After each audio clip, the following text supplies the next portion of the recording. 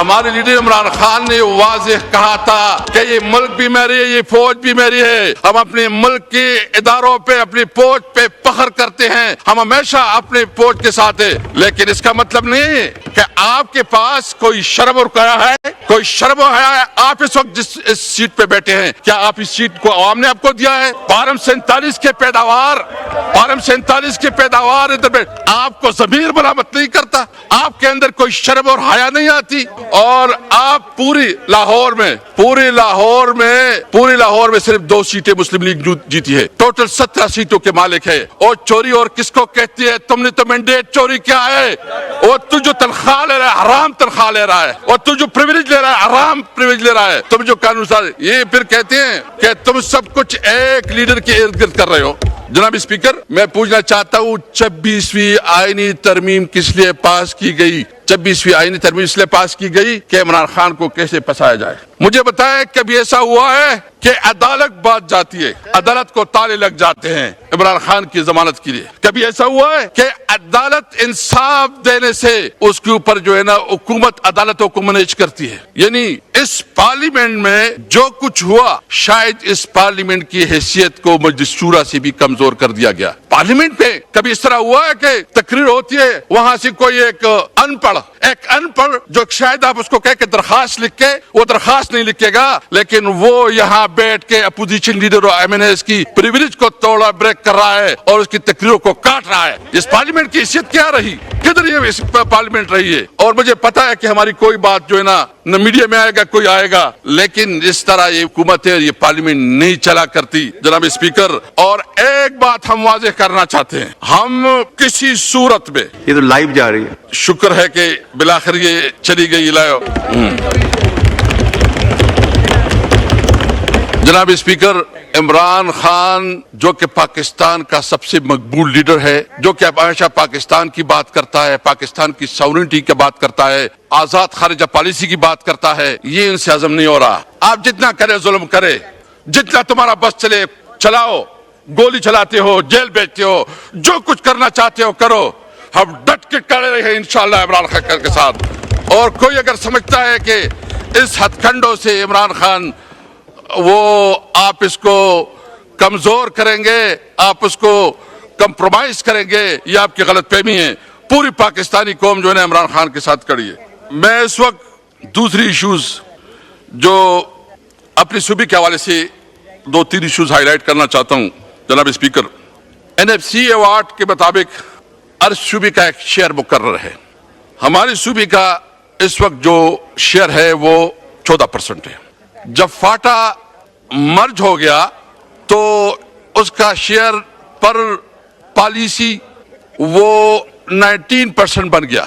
ابھی تک جو ہمارا بنیادی شیئر ہے کہ جب خیبر پختونخوا کو اپنا شیئر ملے 19%، ابھی تک وہ اس کا فیصلہ نہیں ہو رہا اور خیبر پختونخوا کو اپنی بنیادی قانونی آئینی حق سے محروم رکھا جا رہا ہے.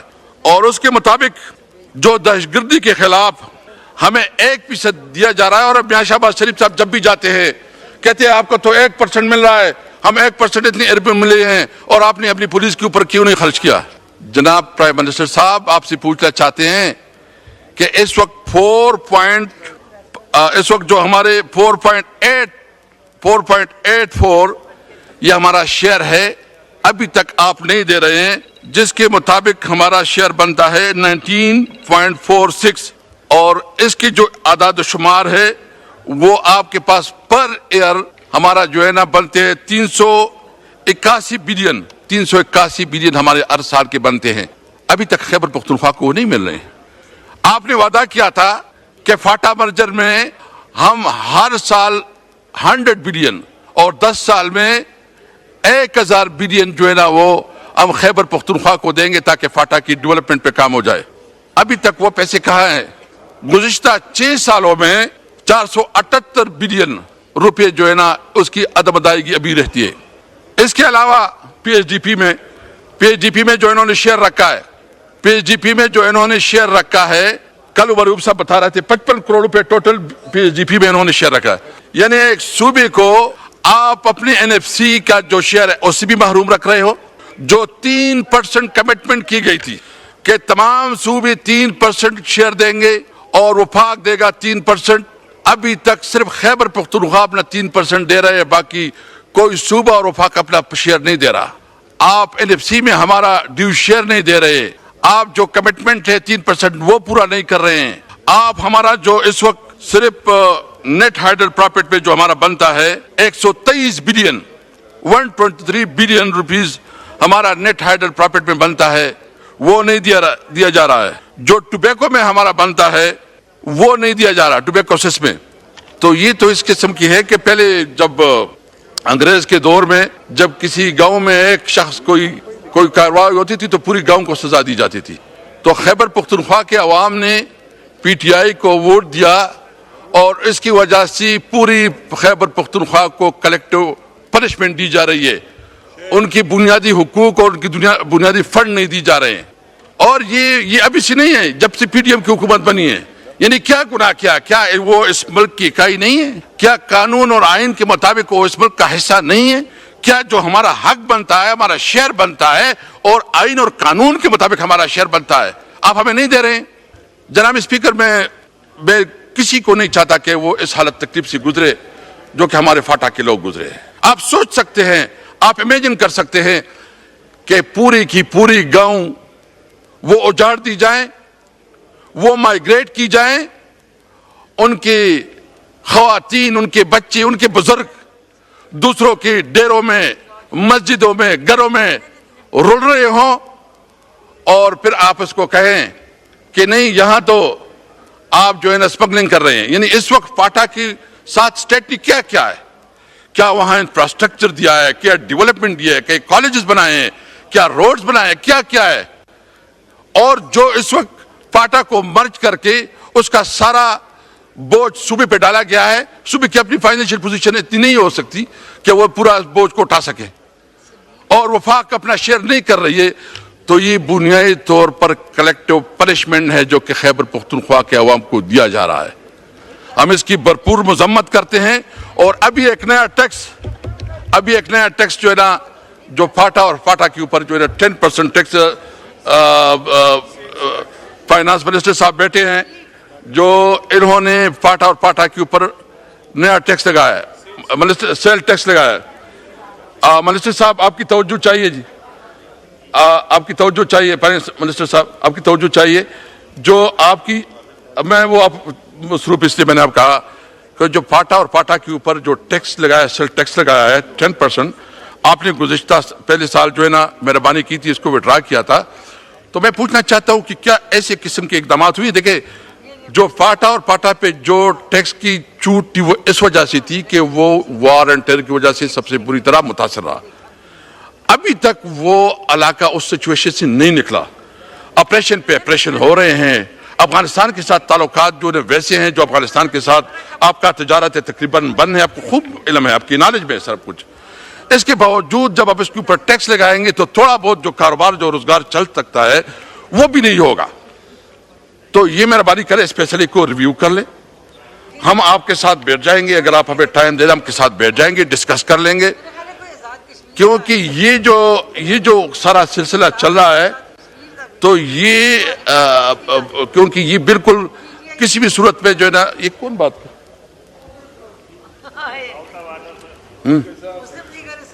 دیکھیں, تو یہ جو ہے نا یہ آپ مہربانی کریں, کیونکہ یہ ممکن نہیں ہے کہ اس صورتحال میں فاٹا کے عوام جو ہے نا اس ٹیکس کو وہ پے کر سکے.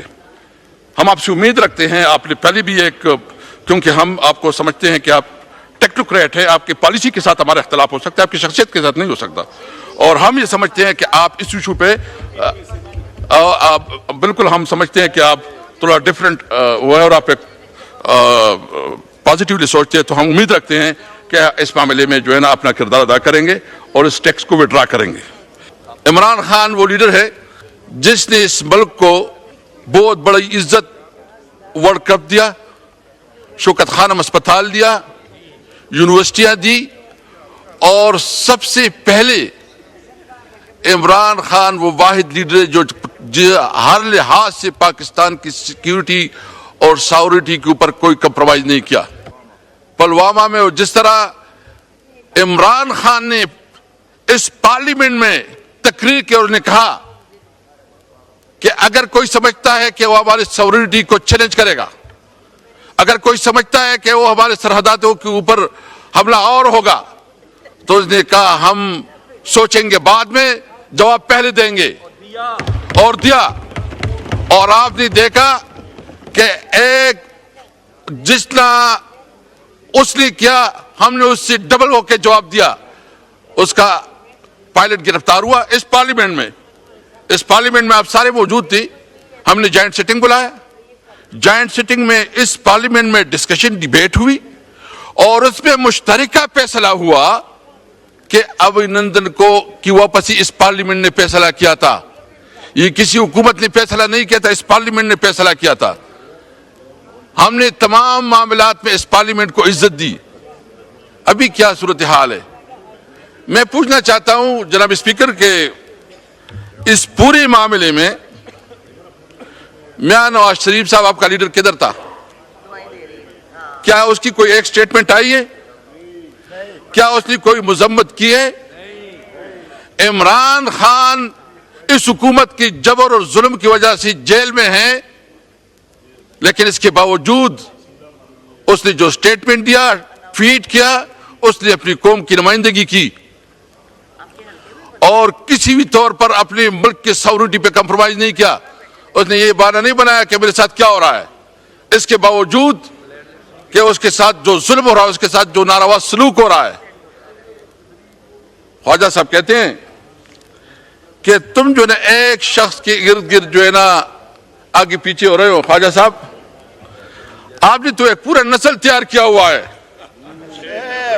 ابھی میاں نواز شریف، میاں شہباز شریف، میاں حمزہ شریف اور میڈم مریم نواز، اور اس کے بعد اس کی جنید، میرے خیال میں کوئی جنید سب طرح کی کیا ہے وہ بھی تیار ہو رہا ہے ماشاءاللہ۔ ایک نسل تیار ہو رہا ہے، آپ میں سے کوئی لیڈر نہیں بنے گا، آپ فکر نہ کرے، آپ صرف ڈیکس بجانے والے ہوں گے۔ تحریک انصاف میں بیرسٹر گور چیئرمین بن جاتا ہے، تحریک انصاف میں عمر ایوب اپوزیشن لیڈر بن جاتا ہے۔ تمہارے قسمت میں یہ نہیں ہے، تم نے صرف تالیاں بجانی ہے اور ڈیکس بجانے ہیں، تمہارے پاس اور کوئی راستہ نہیں ہے۔